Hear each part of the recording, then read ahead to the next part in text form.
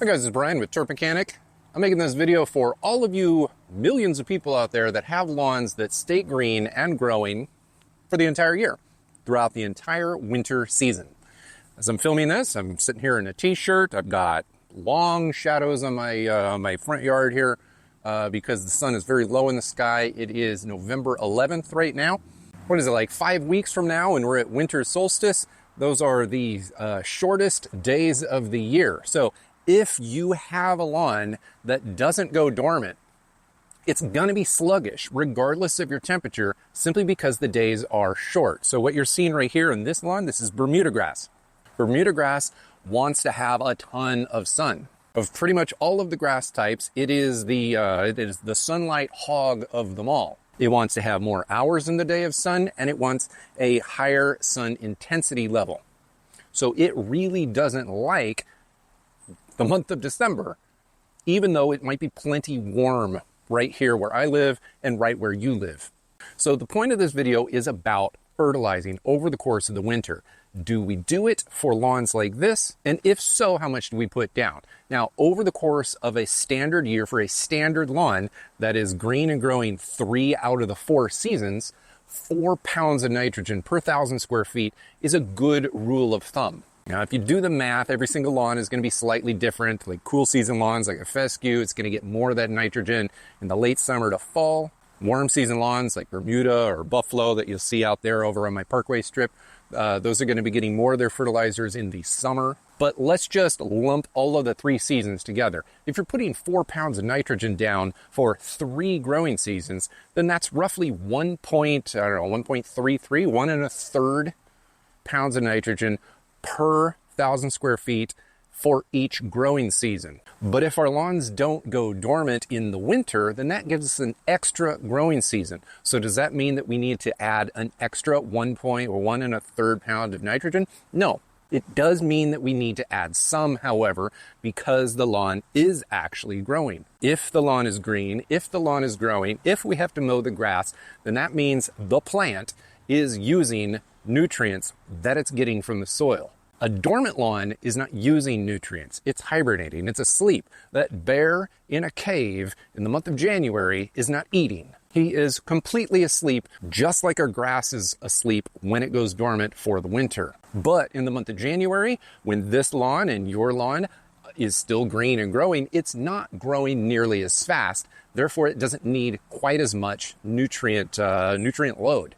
So a good rule of thumb, the rule of thumb that I play by, the one that I subscribe to, is that we are going to fertilize for the winter, but not nearly as heavily as we did through the rest of the growing season. Because our lawns are growing slower, they are going to require less nutrients. So if you're putting down 1 1/3 pounds of nitrogen for all of the other growing seasons, let's dial it back somewhere in the vicinity of 3/4 to 1 pound of nitrogen for that 4th growing season, that winter growing season. Now, I wouldn't put all of that down in one application. I personally would break it up into 2. So I'd be doing 2 small spoon feeding apps, something like 0.4 pounds of nitrogen per 1,000 square feet twice, somewhere around Thanksgiving, and then somewhere around mid to late January. Or for those lawns that are a little bit more vigorous during the winter, let's say, for instance, a fescue lawn in Southern California. A lawn like that, we're getting plenty of rain because it's the rainy season. Fescue requires the least amount of light of all of the grass types, so it does fine during those short days. And it likes the cooler weather, so it is going to want to push more. So a lawn like that, I'd be erring more on the side of 1 pound of nitrogen per 1,000 square feet, and I would still split that into 2 applications, probably around Thanksgiving and probably around mid to late January. The reason that we do this is not literally to push extra growth. We don't want to mow the grass like every other day in the months of November, December, January. But what we do want is to keep the lawn healthy. We don't want it to thin out over the course of the winter because it doesn't have the nutrients available to it. If those nutrients are not there, then the lawn will thin. And then once you have a thin lawn, that's when weed pressure can really ramp up. Again, because it's winter time, and although you might be outside in a t-shirt, your soil is still going to be on the cooler side, so I would stay away from the urea-based nitrogens. Those are going to be much better used in warmer weather. I would stick with purely synthetic fertilizers like ammonium sulfate or plant and animal-based fertilizers, which are naturally sourced. Those are going to work slower, so you're not going to see an immediate pop over the course of any application.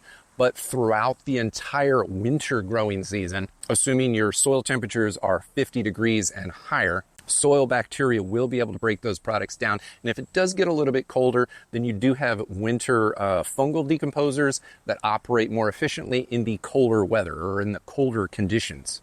What I'm saying here is plant and animal-based sources of fertilizer, they do cost more money and they don't have an immediate response in the lawn, but none of the product is ever wasted.